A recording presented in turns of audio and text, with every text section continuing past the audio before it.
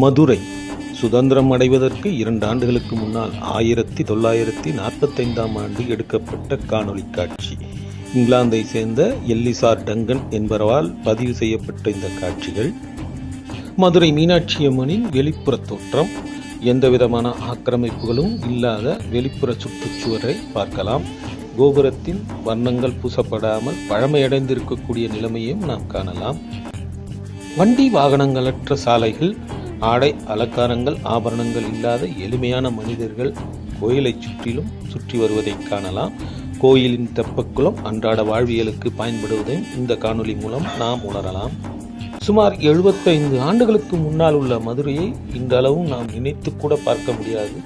அப்படி ஒரு பிரம்மாண்ட வளர்ச்சியை அடைந்திருக்கக்கூடிய மதுரை மாநகரில் இன்றைக்கு உள்ள நவநாகரிக மங்கைகளின் தோற்றம் அன்றைய காலகட்டத்தில் அந்த நவநாகரிகம் இல்லாத எளிமையான இளம் பெண்களின் தோற்றம், தெருவெங்கும் காய்கறிகள் வியாபாரம், கூடையில் சுமந்து சென்று விற்கக்கூடிய சூழ்நிலையை காட்டும் படமாகத்தான் இதை காணலாம்.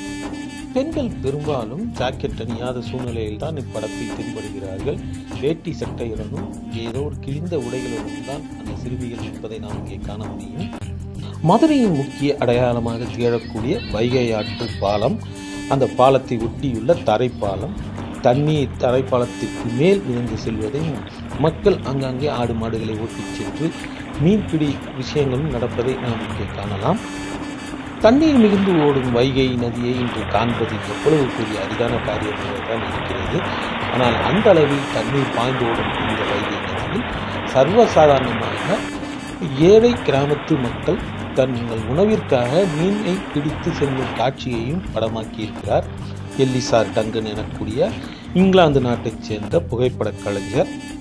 அன்றைய காலகட்டத்து சிறுமியரும் பெரும்பாலும் ஜாக்கெட் அணியாமலேயே உடையை உடுத்தி இருக்கிறார்கள். இந்த ஆற்றை சுற்றிய வியாபாரங்களும், மீன்பிடி திருவிழாக்களும், துணி துவைக்கும் சலவை தொழிலாளர்களும் வைகையை எவ்வாறு பயன்படுத்தியிருக்கிறார்கள் என்பதை இந்த காட்சி மூலம் நாம் வெகு எளிமையாக உணரலாம்.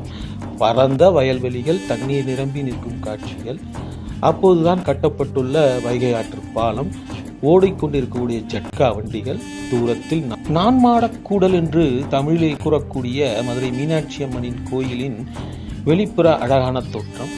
அன்றைய காலகட்டத்து நாயக்கர் மகாலின் உள் நுழைவாயிலை படம் பிடித்திருக்கிறார்.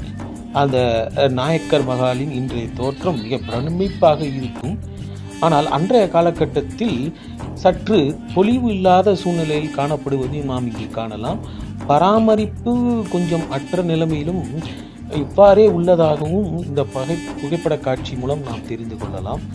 நாயக்கர் மகாலின் தோற்றம் இன்று மிக பிரம்மாண்டமாக மதுரையை பொலிவுடன் காண செய்கிறது.